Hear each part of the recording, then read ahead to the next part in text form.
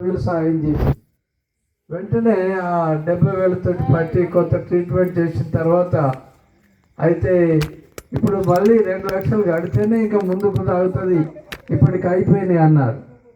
అప్పుడు మా పాస్టమ్మ గారు కొడుకులు 3 కొడుకులు చాలా ఏడుస్తున్నారు. ఈయన బ్రతికేది తక్కువ, సగం సగం నమ్మకం ఉన్నది, తీసుకుపోండి అని చెప్పినారు. అప్పుడు వారు ప్రార్థన చేసి, ఒక ధనంజయ రెడ్డి సార్ అని మీకు కొంతమంది తెలుసు, మా కనకావు తెలుసు, సుశీలమ్మ ధనంజయ రెడ్డి సార్, వారికి ఫోన్ చేస్తే వారేమన్నారంటే అక్కడ అమెరికాలో ఉన్నటువంటి వారి పిల్లలకు చెప్పిన ఆయన గుండె డాక్టర్, పెద్ద డాక్టర్, వారికి చెప్పిన తర్వాత అంటే దేవుని సహాయం దేవుని నమ్మిన బిడ్డలకు ఎలాగ కలుగుతుంది అనేది నేను చెప్తున్నాను.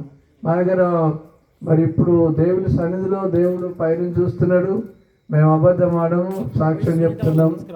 అయితే అక్కడ డాక్టర్ వాళ్ళ కొడుకు ఇట్లా దయాకర్ అంకులు ఇలాంటి పరిస్థితిలో ఉన్నాడు బిడ్డ అని అంటే, నేను మరి నా ఫ్రెండ్ ఉన్నాడు హైదరాబాద్లో, ఆయన గుండె డాక్టరే, నేను ఆయనకు ఫోన్ చేస్తాను, అక్కడికి తీసుకురండి, ఆ ఖర్చు అంతా నేను చూస్తానని చెప్పినారు.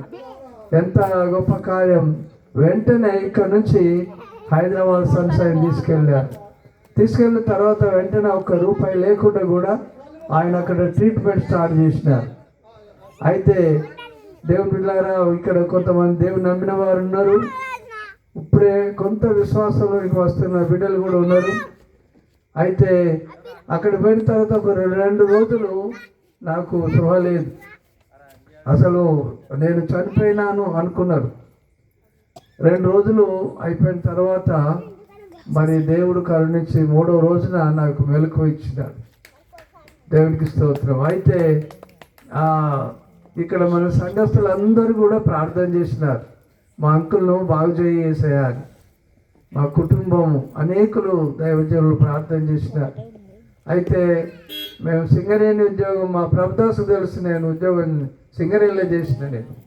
అయితే హెల్త్ కార్డు కట్టుకున్న 40,000. అయితే అది 3 నెలలకు హెల్త్ కార్డు వస్తుందని చెప్పినారు.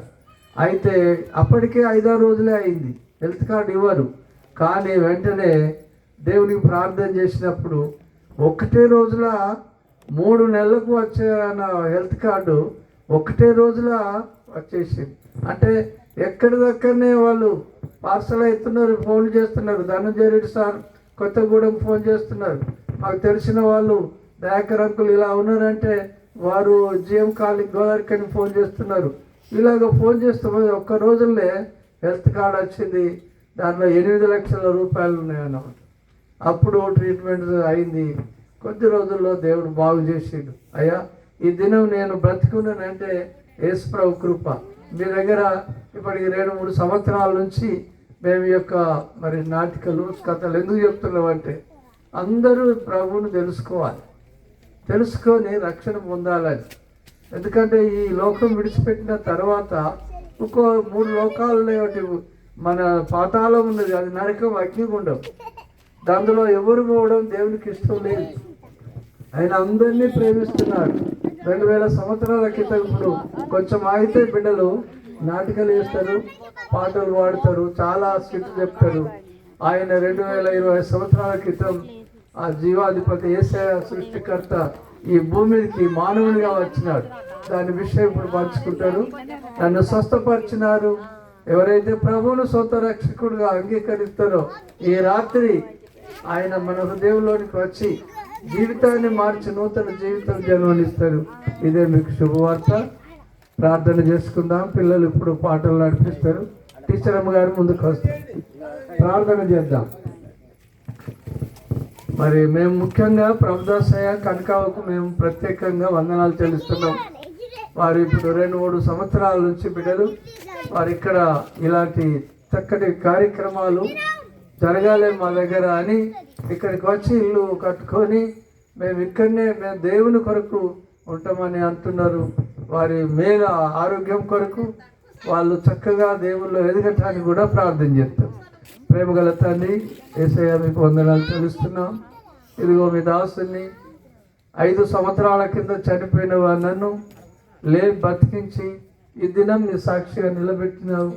ఈ సాక్ష్యం నిన్న బిడ్డలు నాయన మరి మా ప్రభుదాసాయ అయితే ఒకసారి బావిలో పెద్ద పరద పడ్డది, బతుకుతాడని అనుకోలేదు కానీ దేవుడు బతికించుకొచ్చినాడు ఎన్నోసార్లు.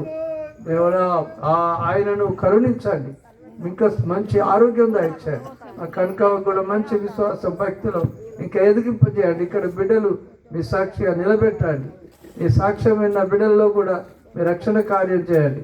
ఇక మిగతా కార్యక్రమాలు చిన్న బిడ్డలు డ్యాన్సులు స్కిట్లు జరగనే ఉంటుండగా మీ కృపలో ఇక్కడ వింటున్న ఈ బిడ్డలందరిలో అయ్యా మరి తన గొప్ప సంతోషం రక్షణ కార్యం జరిగించమని ప్రభువైన యేసయ్య నామమున వేడుకున్నాం తండ్రి. ఆమేన్.